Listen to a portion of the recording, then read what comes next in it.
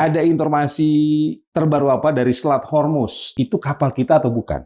Jadi dari aplikasi pelacakan kapal Marine Tracker, itu kapal berbendera Panama. Satu ya, Gamsunoro. Kemudian yang satu lagi Pertamina Pride berbendera Singapura. Singkat cerita ini kapal bukan kapal Indonesia.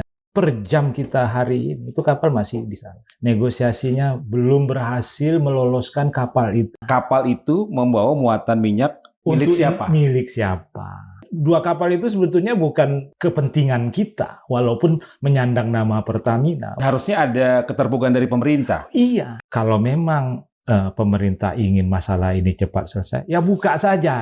Dengan Dubes Iran bertemu dengan sejumlah tokoh-tokoh informal tadi, yang notabene juga tokoh politik. Iya. Apakah pemerintah juga melihat ada kekhawatiran ini? Sebetulnya ini tamparan bagi pemerintahan hari ini. Kenapa lewat mereka? Duta besar itu kan bisa telepon Menteri Luar Negeri Sugiono, tolong dong atur ketemu Presiden. Tolong dong atur saya mau ketemu Ketua DPR, Ketua DPD, Ketua MPR, pejabat-pejabat resmi. Bisa kan sebenarnya. Mengapa Presiden Prabowo tidak membaca itu?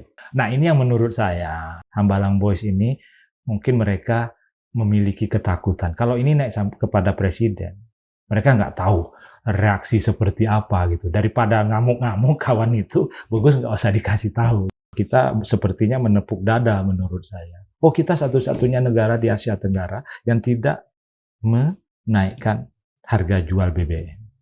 Padahal nanti dulu gitu. Berapa triliun itu menahan harga tetap seperti itu. Berapa lama daya tahan kita? Kalau menurut saya ya sampai bulan depan lah.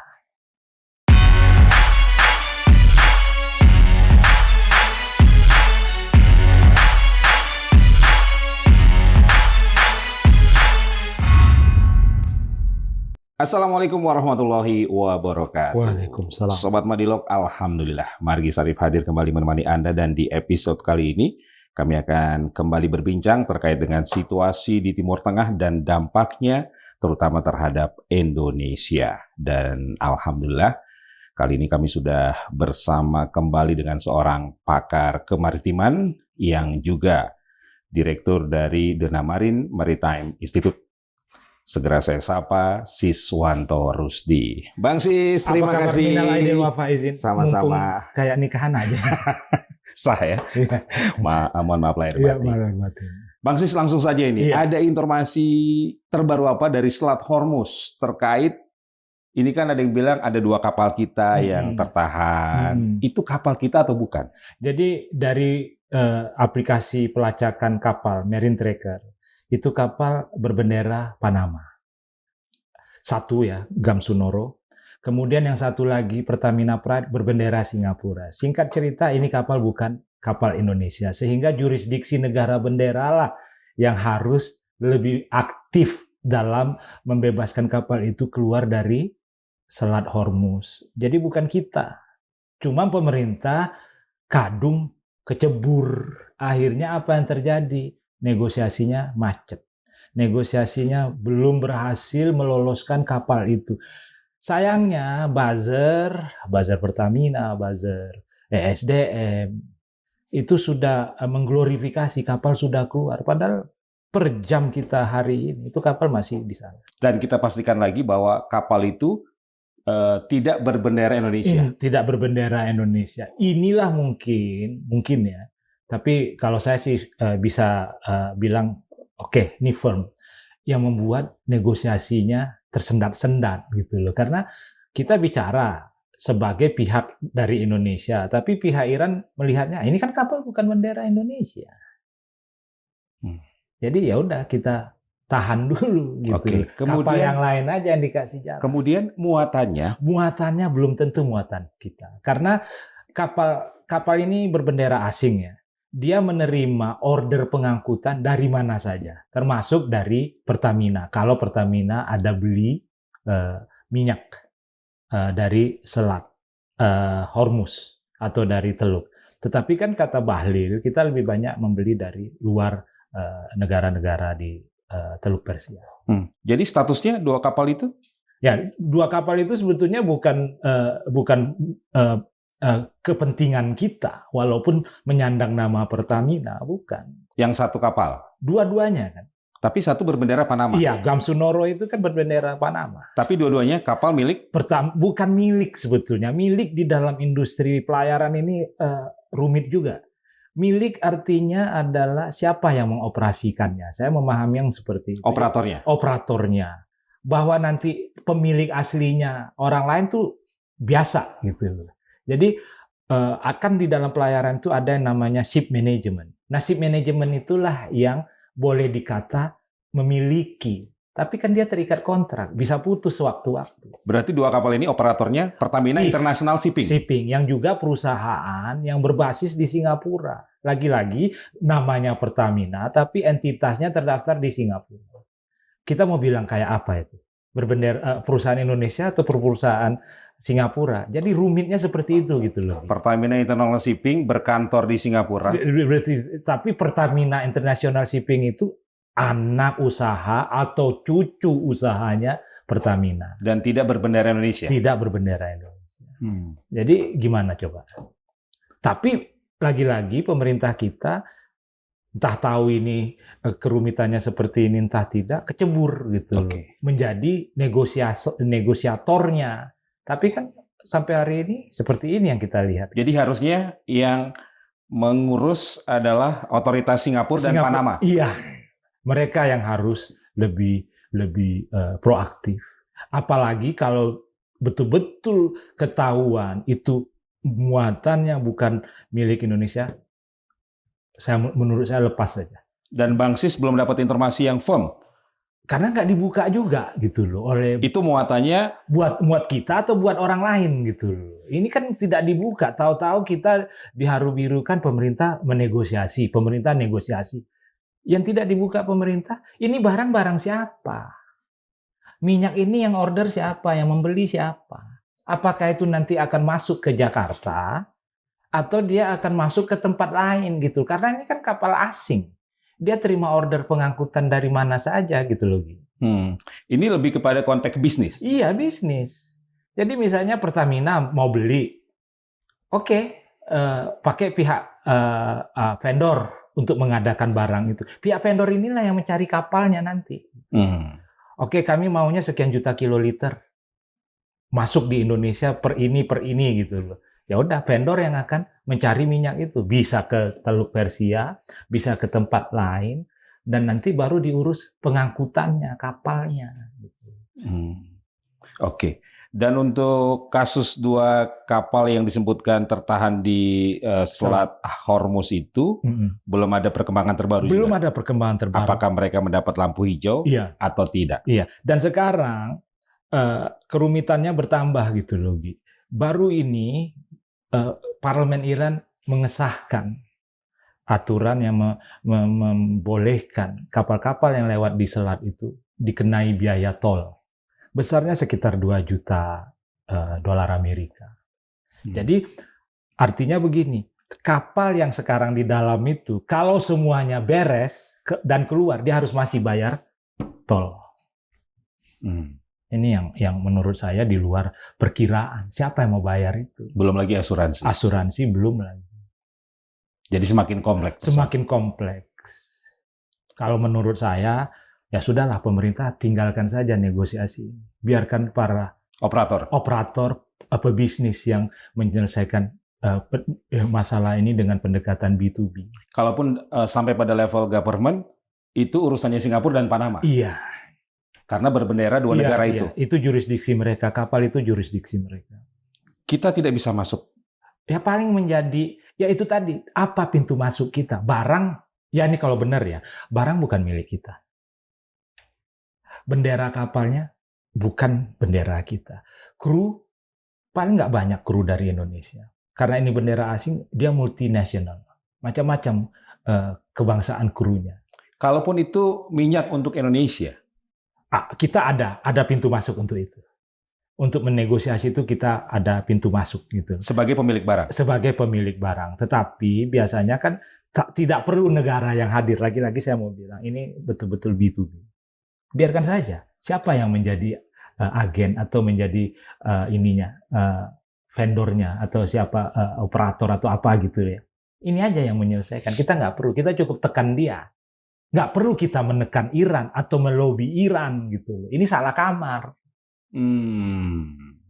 Salah masuk. Salah masuk. Akhirnya kan kayak begini nih, terombang-ambing sudah sekian lama. Kapal belum juga keluar. Dan harusnya ada keterbukaan dari pemerintah. Iya. Kapal itu membawa muatan minyak milik siapa? Milik siapa? Ini yang tidak terbuka sejak isu kapal ini tertahan di masyarakat tidak terungkap. Sebenarnya bagaimana mekanisme di bisnis perminyakan dan shipping untuk persoalan pengangkutan? Jadi begini, kalau kita ambil Indonesia ya, Indonesia kan anunya itu kan Pertamina, BUMN yang mengurusi energi. Jadi Pertamina itu memiliki asumsi dolar yang disiapkan oleh pemerintah. Beli BBM per dolarnya sekian. Dapat tugas dari pemerintah. Dapat tugas. Nah, Pertamina dia mensubkonkan lagi kepada para vendor yang menawarkan, oke, kami bisa mengadakan yang dibutuhkan sekian, harganya sekian. Ini di luar ongkos angkut atau termasuk ongkos angkut. Jadi pihak inilah yang akan menghubungi penjual. Belum tentu negara penghasil minyaknya juga gitu. Jadi ini bisnisnya seperti itu. Antar pemain. Antar pemain. Oke, mau beli minyak dari Kuwait katakanlah gitu. Yang ditemukan di situ tradernya Kuwait gitu. Bukan pemerintah atau Kementerian ESDM-nya Kuwait gitu. Jadi Pertamina tidak direct. Tidak direct. Dia melalui subkon. Subkon ini ketemu lagi mitra di seberang sana. Inilah yang mengatur perjalanan kapal nantinya gitu. Setelah minyak didapat. Muat di dalam kapal. Kapal ini dicarikan oleh vendor. Pakai yang ini gitu loh. Harganya cocok bla bla bla. Jadi tidak paket ya? Tidak paket. Bisa juga paket. Lagi-lagi minyak plus pengangkutan. Iya, tapi biasanya tidak paket. Jadi dibeli minyaknya dapat, kita telepon sana telepon sini lah vendor kan. Oke, dapat nih yang bagus gitu. Harganya cocok gini. Nanti di mana titik bongkarnya? Nah, itu dibicarakan di situ. Mekanisme bisnisnya seperti itu. Iya. Apakah di Singapura?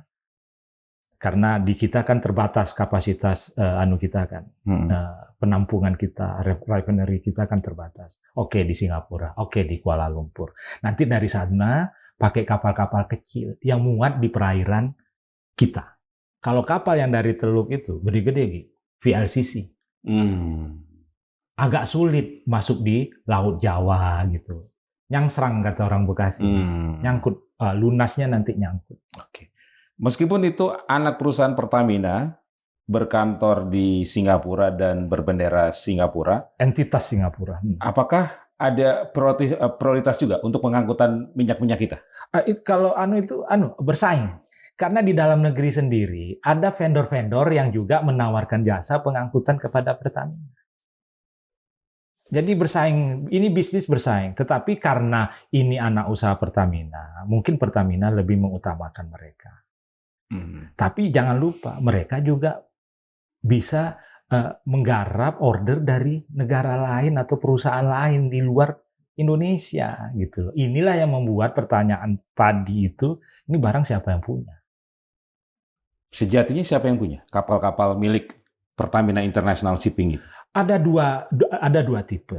Ada yang milik kita, itu biasanya yang kecil-kecil, yang melayari dalam negeri. Itu 100% berbendera kita, karena memang ada aturan juga, aturan cabotage namanya. Itu kapal harus berbendera Indonesia. Tetapi kapal ini sulit ke luar negeri. Pertama, ukurannya kecil. Yang kedua, kapal ini kan kredibilitasnya ya, itu di dunia internasional kan kredibilitas kita agak dipertanyakan.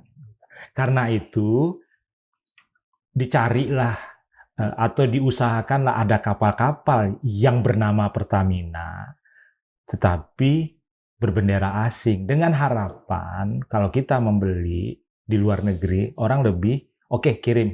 Ini kan ada Indonesia di balik layar sana gitu. Kenapa kapal Pertamina berbendera Singapura dan berkantor di Singapura? Ini praktik yang lazim. Misalnya gini, kalau pakai bendera Indonesia, pajaknya kan berlapis-lapis. Udah pajak PNBP lagi. Belum lagi pungli-pungli. Repot gitu loh. Mengoperasikan kapal yang mewah, yang besar, yang apa, dengan bendera Indonesia. Belum apa-apa sudah biayanya sekian. Kalau pakai bendera asing, di luar negeri kan lebih sederhana, perpajakan lebih sederhana, Lebih business friendly. lebih business friendly, kepastian hukum lebih terjamin. Di sini kan nggak ada yang bisa menjamin. Dan itu tidak melanggar Oh, undang-undang? tidak melanggar. Tidak melanggar. Banyak kok selain Pertamina, pengusaha-pengusaha swasta kita itu memiliki kapal yang didaftarkan bendera Singapura. Enggak untuk BUMN? BUMN, BUMN mana yang punya kapal? Iya, maksudnya kan ini kita bicara Pertamina. Jadi menurut saya cuma Pertamina yang punya kapal-kapal. Ya, maksud saya tidak ada undang-undang yang dilanggar. Tidak ada. Kalau untuk perairan Indonesia ada tadi, itu ada aturannya, undang-undang pelayaran, bahwa kapal harus berbendera Indonesia untuk melayari antar pulau. Itu udah firm. Tetapi untuk trading ke luar negeri bisa berbendera apa saja. Sehingga namanya Pertamina International Shipping untuk mengurusi bisnis Pertamina atau kepentingan Pertamina di luar negeri. Tapi harusnya tetap prioritas adalah untuk kepentingan nasional. Iya, bila tiba masanya Pertamina atau vendor Pertamina mendapat order untuk mendatangkan minyak dari manapun, pakai kapal ini diutamakan. Oke. Jadi apa yang harus dipahami oleh publik terkait dengan situasi tadi? Dua kapal tadi, kondisi tadi. Jadi publik harus paham gitu loh, bahwa persoalannya tidak mudah.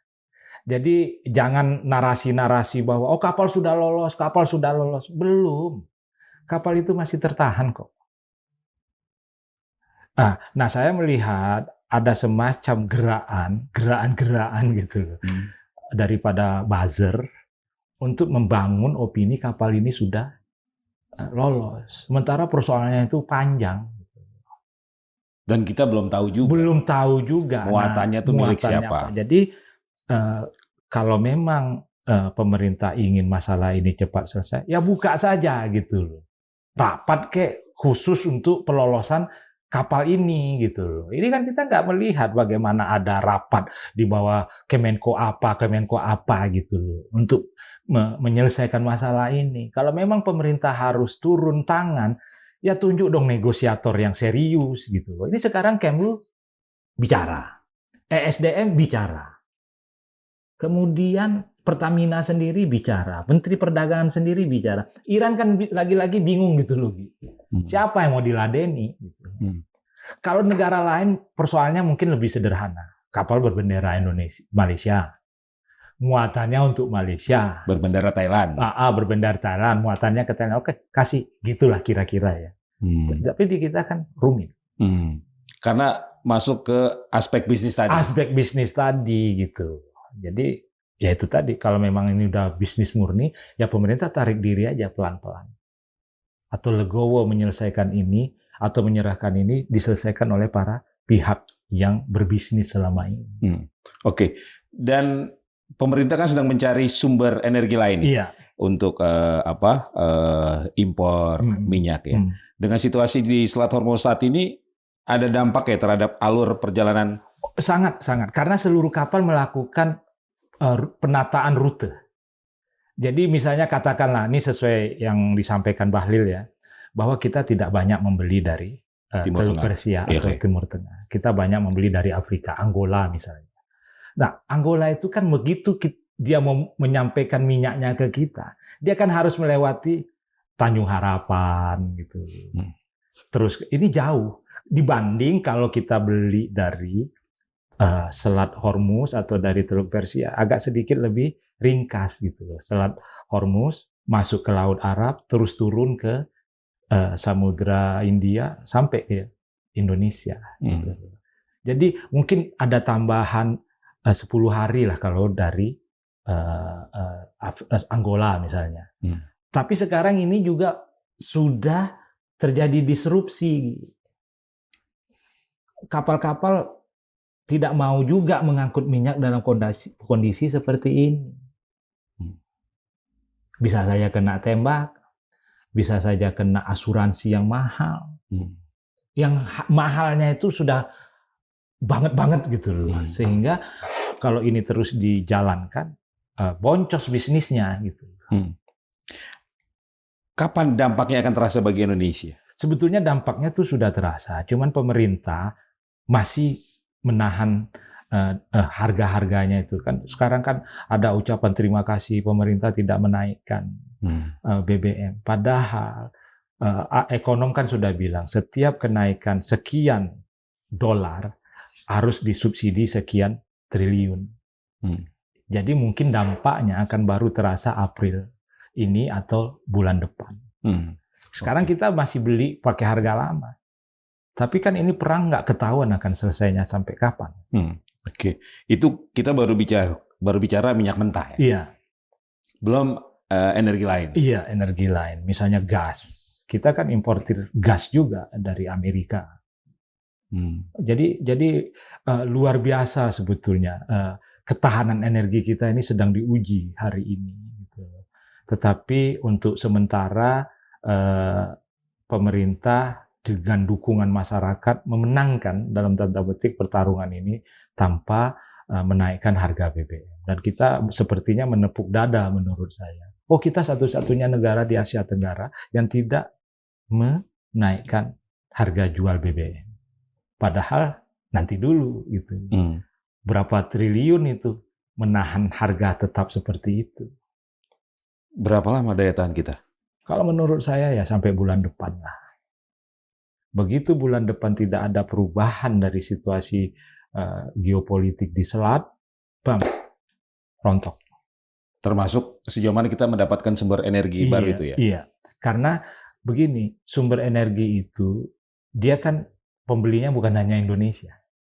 Katakanlah Angola. Angola kan juga nasabahnya kan banyak juga. Kalau kita tiba-tiba mengalihkan atau mencari sumber baru, kita kan di urutan keberapa gitu loh. Yang kontraknya kan kontrak baru. Nah ini kan tergantung juga kesiapan cadangan atau kesiapan barangnya di negara tempat kita membeli. Itu sendiri kan perlu mungkin 1 minggu atau 2 minggu. Ini mempengaruhi pengangkutannya nanti gitu. Tiba di Indonesianya itu nanti akan mempengaruhi stok yang ada di dalam negeri. Gitu. Ini yang menurut saya menjadi titik-titik rawannya. Gitu. Karena beberapa negara juga mereka sudah mengurangi, bahkan menutup ya. Menutup gitu. Karena, Rusia bahkan sudah menghentikan ekspornya. Iya, karena untuk kepentingan dalam negeri kan. Filipina, Myanmar, Vietnam itu sudah ya kasarnya udah jalan kaki gitu. Udah pakai sepeda. Kita masih menepuk dada, oh aman, oh aman. Menteri Keuangan juga oh aman gitu. Nah, yang begini-begini yang menurut saya perlu dikurangi. Sampaikan aja.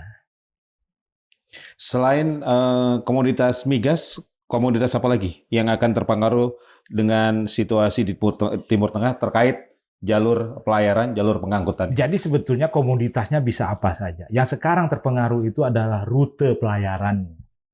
Rute pelayaran ini dia berubah drastis sekarang.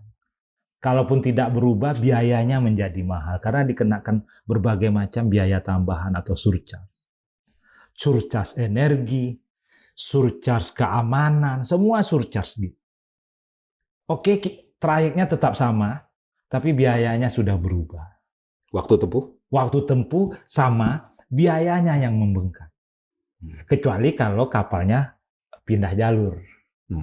Itu sudahlah waktu tempuh lama, biaya juga. Kalau yang ini, biaya saja yang membengkak. Tapi waktu tempuhnya karena jalurnya sama, ya nggak jadi masalah menurut saya. Yang perlu kita pahami itu sekarang, apapun produk kita, apapun komoditas kita terpengaruh. Mau itu mebel, mau itu pakaian, mau apa saja, itu terpengaruh biaya logistiknya. Baik ekspor maupun impor. Termasuk barang kita yang akan keluar. Iya. Karena apa? Mau ditujukan kemana? Ke Amerika. Oh, oke. Tambah ya, sekian ya. Ini kata pemilik pelayaran. Dia nggak mau pakai biaya atau ongkos angkut yang lama gitu. Karena dia menanggung berbagai macam potensi kerugian. Oke. Itu akan berpengaruh ke harga jual. Harga jual pada akhirnya terpengaruh. Gitu. Nah ini yang menurut saya pemerintah juga harus mendidik publik gitu. Bukan harga BBM saja yang perlu dijaga gitu. Komoditas lain kan juga udah perlahan-lahan naik. Oke.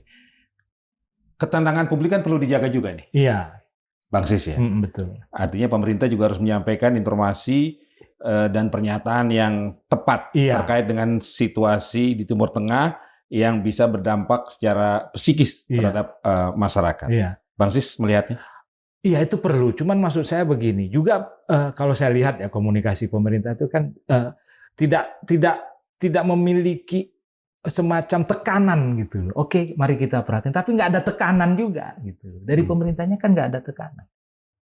Tetap saja gaya pemerintah itu kan standar-standar juga gitu loh. Kalau pergi rombongan gitu loh. Sekian orang gitu ya kan. Tidak, mereka masih business as usual gitu. Tidak ada misalnya yang baru dihimbau itu pegawai pakai sepeda gitu. Pejabatnya ada nggak himbauan? Kurangin misalnya rombongan, kurangin makan-makan, kan nggak ada. Menteri-menteri itu kan masih berjalan seperti apa adanya gitu loh. Terus yang disuruh prihatin tuh kan kita ini gitu loh. Kita nggak disuruh juga udah prihatin kan gitu. Bagaimana masih bergeraknya kendaraan-kendaraan pemerintah, pakai patroli, pakai forerunner, gitu. Masih bikin beberapa acara. Ya. Gitu. Bang Sis, di tengah situasi seperti saat ini artinya hubungan bilateral dengan sejumlah negara itu sangat-sangat penting. Iya, betul. Nah, bagaimana posisi Indonesia dalam konteks global hari ini? Jadi begini, sebetulnya hubungan Indonesia dengan negara manapun itu hak kita, jadi kewenangan kita. Jadi artinya gini, kita kan masuk di BOP, kita masuk di sini gitu loh. Tetapi kan itu tidak dengan serta-merta membuat kita tidak punya perhatian dengan negara-negara lain, terutama Iran misalnya. Kita tetap saja harus berhubungan dengan Iran kan. Nah, konteksnya dengan Iran, ya tunjukkan dong keprihatinan itu gitu loh. Tunjukkan juga bahwa kita ini senasib sebagai negara yang non-blok atau OKI, Konferensi Islam. Ini yang menurut saya sampai hari ini belum. Makanya Duta Besar melakukan safari ke berbagai pemimpin-pemimpin informal, walaupun dulu mereka pejabat resmi. Ya. Dubes Iran. Misalnya ke JK, Ibu Megawati. Terakhir ini ke Solo. Ini membuktikan saluran resminya itu mampet. Oke. Kenapa dia tidak pergi? Atau mudah-mudahan kalau mendengar podcast ini, Duta Besar mengunjungi Ketua DPR, mengunjungi Ketua DPD, mengunjungi Ketua MPR untuk menyampaikan apa yang menjadi kemauan atau keinginan Iran. Tapi sejauh ini kan ini belum. Ada sumbatan apa, Bang Sis? Ya itu tadi, misalnya mungkin ya, Indonesia terlalu dekat dengan Amerika. Sehingga Indonesia tidak leluasa menyatakan empatinya kepada Iran. Takut dimarahin oleh Amerika. Karena ada klausul seperti itu kan. Kalau Indonesia tidak boleh berhubungan dengan ini, yang merupakan musuhnya Amerika. Kan ada klausul seperti itu. Jadi strategi diplomasi yang tepat itu sangat mempengaruhi hubungan bilateral, karena akan berpengaruh terhadap situasi tadi itu, misalnya jalur pelayaran. Betul. Ini yang hari ini menjadi momentum. Diplomasi itu bukan lagi soal di atas langit, artinya itu bersifat kognitif gitu. Dia harus berangkat dari dalam negeri sendiri. Kata orang, diplomasi begins at home. Jadi apapun yang ada di dalam negeri, inilah yang harus didiplomasikan. Gitu. Penduduk Indonesia adalah pro-Iran. Pemerintah harus menyuarakan itu. Gitu. Mengapa aspirasi itu tidak sampai ke Presiden Prabowo? Nah ini yang menurut saya, apa istilahnya tuh, Hambalang Boys ya. Hambalang Boys ini mungkin mereka memiliki ketakutan. Kalau ini naik kepada Presiden, mereka nggak tahu reaksi seperti apa gitu. Daripada ngamuk-ngamuk kawan itu, bagus nggak usah dikasih tahu gitu. Saya menduganya seperti itu. Gitu. Meskipun ada resiko. Iya. Dengan kebijakan yang diambil oleh Presiden Prabowo. Iya. Dalam merespon situasi global saat ini. Iya, sekarang kan terkesan Presiden Prabowo tidak ada empati ke Iran. Ya kan? Ini yang terbaca oleh publik. Sementara publiknya sangat mendukung Iran. Kita kan juga menyumbangkan, ada yang nyumbang uang, ada yang nyumbang ini untuk Iran. Tetapi ini tidak dipantulkan dalam diplomasi kita, gitu loh. Diplomasi kita seperti vakum dari semangat yang ada dalam masyarakat ini. Berarti ada persoalan di Pejambon? Ada persoalan di Pejambon. Pejambon itu oke lah mereka profesional, tetapi kan mereka mungkin tidak cukup berani menyampaikan apa yang menjadi titik tekan kita gitu. Ya apalagi kan menterinya kan termasuk Hambalang Boys ya kan. Ya dia satu karakter sebetulnya dengan Hambalang Boys yang lain gitu. Tidak berani menyampaikan, takut presiden marah. Akhirnya ya presiden seperti berada di Menara Gading gitu loh, nggak naik ini informasi ini. Oke, tapi negara-negara sahabat, contohnya Iran misalnya, mereka membaca tidak bahwa ada gap antara aspirasi publik dengan yang menjadi kebijakan pemerintahnya? Saya duga dia membaca itu, makanya dia mendatangi pemuka-pemuka kita dengan harapan pemuka ini menyampaikan kepada masyarakat. Dan ini kan terbukti, misalnya JK sudah menyampaikan, oke lah, kita harus tidak bisa tidak mendukung gitu loh. Kita harus mendukung, yang didukung ya Iran gitu-gitu loh. Ini kan efek atau dampak dari diplomasinya duta besar Iran. Gitu. Apakah aspirasi publik bisa juga menjadi pertimbangan dari negara-negara sahabat tadi untuk mengambil kebijakan atau keputusan dalam hubungan bilateral? Sudah. Misalnya gini, tak lama setelah ada pemboman itu, kedutaan Iran kan buka donasi. Itu luar biasa apresiasinya. Mereka tahu penduduk Indonesia, warga Indonesia mendukung sebetulnya perjuangan Iran. Makanya donasi itu berhasil. Walaupun saya tidak tahu berapa yang terkumpul. Dan itu diapresiasi? Oh, diapresiasi. Kedutaan Iran sudah mengeluarkan ucapan terima kasih atas partisipasi kita, baik di medsos atau dari yang lain. Itu sudah. Jadi mereka membaca. Di level akar rumput, mendukung. Yang menjadi masalah itu di level atas, pimpinan atau birokrasi.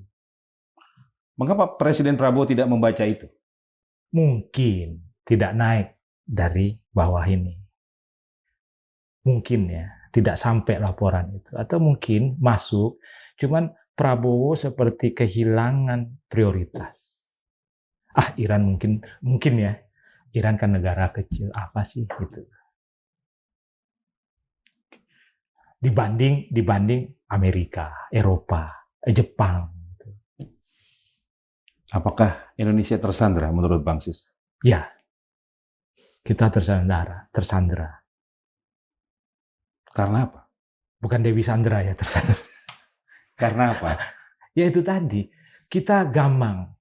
Karena kita sudah berteman dengan Amerika. Kemudian ada klausul-klausul yang tidak membolehkan kita berteman dengan musuh-musuh Amerika. Sebatas itu? Iya. Tidak ada hal lain? Apa ya, menurut saya ya itu udah cukup gitu loh. Indonesia itu dikasih begitu, ya sudah, nerima. Padahal seharusnya dengan kapasitas, kemudian mentalitas Presiden Prabowo yang bekas tentara, dia seharusnya melawan. Oke Amerika kita berteman, tapi yang khusus ini lu nggak usah ngomong. Ini hak gua. Gitu seharusnya gitu. Kita tidak melarang Presiden Prabowo berteman dengan Amerika atau pergi ke Jepang, itu hak kita. Tapi Presiden Prabowo juga harus berani gitu loh, bersikap. Ini kan sekarang nggak jelas sikapnya. Oke, dengan Dubes Iran bertemu dengan sejumlah tokoh-tokoh informal tadi, yang notabene juga tokoh politik. Iya. Apakah pemerintah juga melihat ada kekhawatiran, ada aspek politis nih Kalau menurut saya ini dari tokoh-tokoh informal ini? sebetulnya ini tamparan bagi pemerintahan hari ini. Kenapa lewat mereka? Duta besar itu kan bisa telepon Menteri Luar Negeri Sugiono, tolong dong atur ketemu Presiden. Tolong dong atur saya mau ketemu Ketua DPR, Ketua DPD, Ketua MPR, pejabat-pejabat resmi. Bisa kan sebenarnya. Tapi itu tidak dilakukan. Tapi itu yang tidak dilakukan. Mudah-mudahan melalui forum ini tergerak. Kita harus ambil inisiatif gitu. Iran itu lagi berperang, sulit kita menunggu mereka. Kita yang harus mendekat gitu. Apa contohnya yang harus dilakukan oleh Presiden Prabowo? Pernyataan apa yang harus disampaikan? Kami mengutuk segala macam perlakuan Amerika dan Israel kepada Iran. Kami mengucapkan bela sungkawa kepada anak-anak SD yang dibom waktu awal perang. Terlambat? Saya kira nggak terlambat. Ini kan seperti kita mengucapkan selamat Idul Fitri. Seminggu, bahkan 1 bulan kan masih ada waktu untuk mengucapkan Idul Fitri selama bulan Syawal ya maksud saya. Meskipun nilainya akan berbeda. Iya tentu, tapi dari sisi empati dapat gitu. Oh iya ya, Indonesia berempati dengan kami. Begitulah kata Iran kira-kira ya, Gi. Iya. Dan kita juga hari ini kehilangan 3 prajurit TNI Iran terbaik. Duluan mengucapkannya. Kita kehilangan prajurit terbaik kita akibat serangan Israel di Lebanon Selatan. Dan Iran, orang yang atau negara yang awal-awal menyatakan bela sungkawa. Luar biasa kan? Kita telat waktu Ayatollah Ali Khamenei dibunuh. Telat 4 hari. Kita tidak mengucapkan bela sungkawa untuk anak-anak yang dibom. Kita tidak mengucapkan selamat atas dipilihnya pemimpin agung yang baru. Tapi Iran, walaupun dengan segala hal tadi itu, tetap mengucapkan bela sungkawa atas wafatnya pahlawan-pahlawan kita. Gitu loh. Ini pertemanan. Itu menurut saya. Persahabatan. Persahabatan itu. Sama seperti persahabatan manusia. Negara itu juga seperti itu. Gitu. Di luar eksekutif kan ada lembaga lain juga yang sebenarnya bisa mewakili. Iya, DPR misalnya. DPR. Kan belum datang duta besar ini. Nggak tahu lah kalau informal ya. Tapi kalau informal kan wartawan pasti tahu gitu. Artinya ada suara resmi. Iya. DPR RI. Iya. DPD misalnya. Menyikapi situasi. Iya. DPD kan enggak.